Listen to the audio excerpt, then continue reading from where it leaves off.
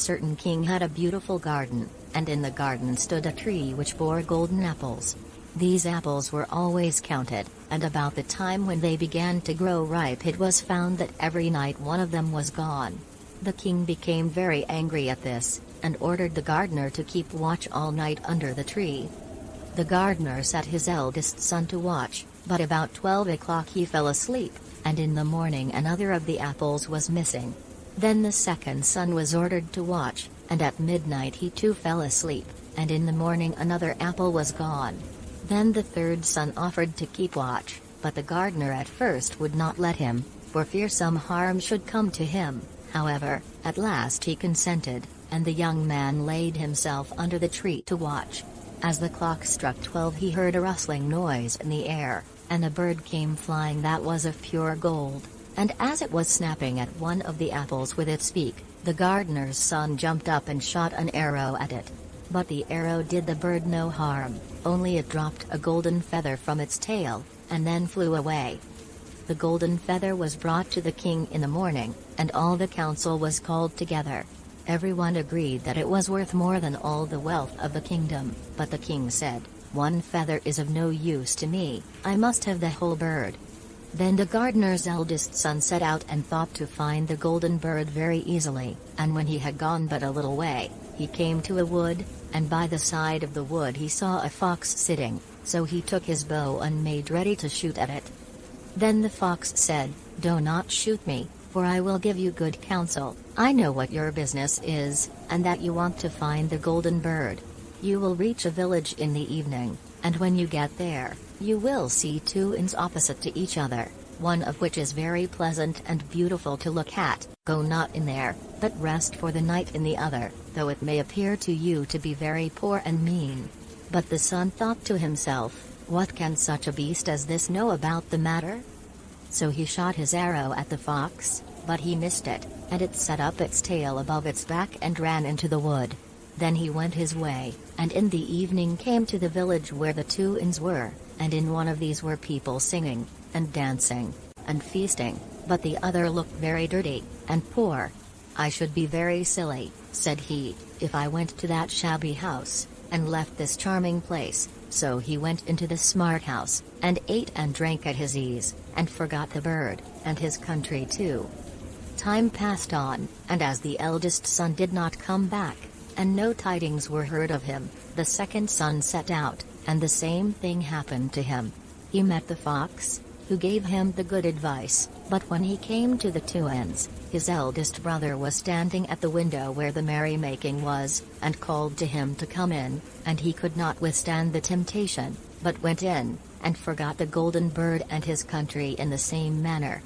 Time passed on again, and the youngest son too wished to set out into the wide world to seek for the golden bird, but his father would not listen to it for a long while, for he was very fond of his son, and was afraid that some ill luck might happen to him also, and prevent his coming back. However, at last it was agreed he should go, for he would not rest at home, and as he came to the wood, he met the fox, and heard the same good counsel.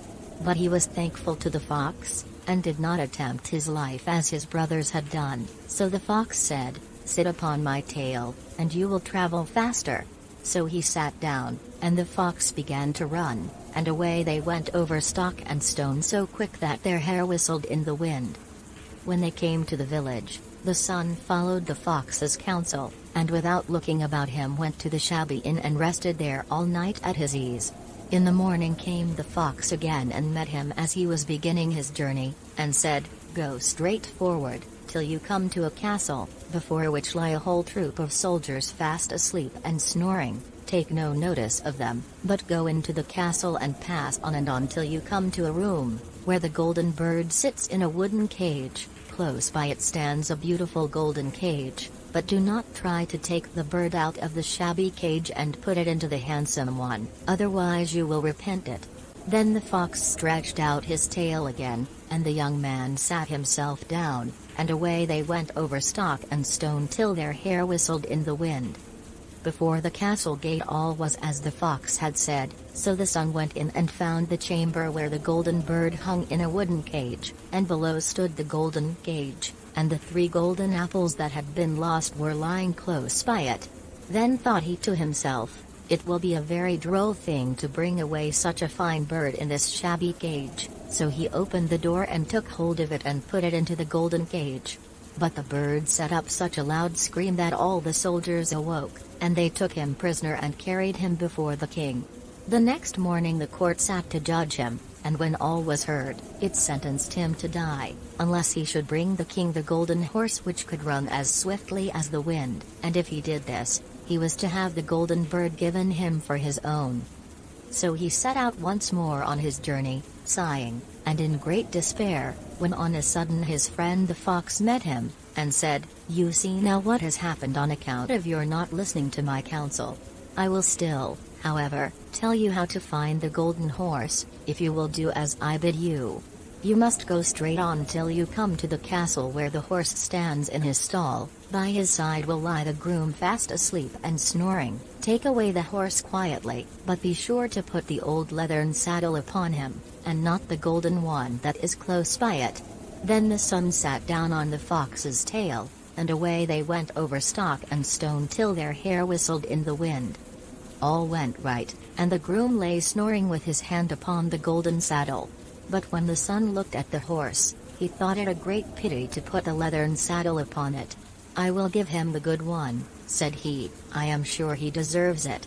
As he took up the golden saddle the groom awoke and cried out so loud, that all the guards ran in and took him prisoner, and in the morning he was again brought before the court to be judged, and was sentenced to die.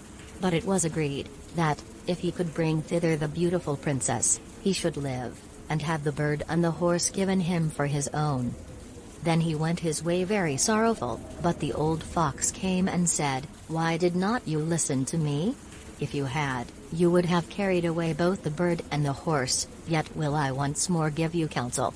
Go straight on, and in the evening you will arrive at a castle. At 12 o'clock at night the princess goes to the bathing house. Go up to her and give her a kiss, and she will let you lead her away, but take care you do not suffer her to go and take leave of her father and mother." Then the fox stretched out his tail, and so away they went over stock and stone till their hair whistled again. As they came to the castle, all was as the fox had said, and at 12 o'clock the young man met the princess going to the bath and gave her the kiss, and she agreed to run away with him, but begged with many tears that he would let her take leave of her father. At first he refused, but she wept still more, and fell at his feet, till at last he consented. But the moment she came to her father's house the guards awoke and he was taken prisoner again. Then he was brought before the king, and the king said, "You shall never have my daughter unless in 8 days you dig away the hill that stops the view from my window." Now this hill was so big that the whole world could not take it away, and when he had worked for 7 days, and had done very little, the fox came and said, "Lie down and go to sleep, I will work for you." And in the morning he awoke and the hill was gone, so he went merrily to the king, and told him that now that it was removed he must give him the princess. Then the king was obliged to keep his word, and away went the young man and the princess, and the fox came and said to him, "We will have all 3, the princess, the horse, and the bird." "Ah," said the young man, "that would be a great thing, but how can you contrive it?" "If you will only listen," said the fox, "it can be done. When you come to the king, and he asks for the beautiful princess, you must say, 'Here she is.'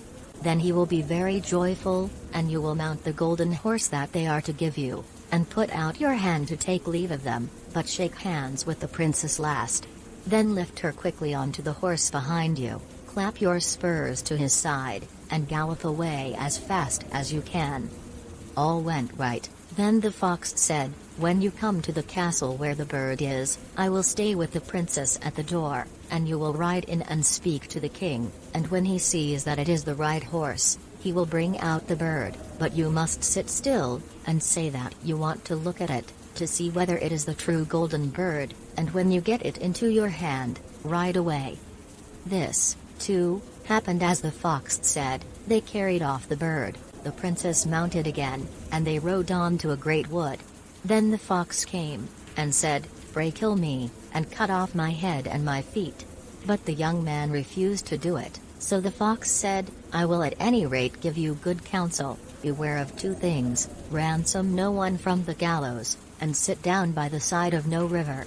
Then away he went. Well, thought the young man, it is no hard matter to keep that advice. He rode on with the princess, till at last he came to the village where he had left his two brothers.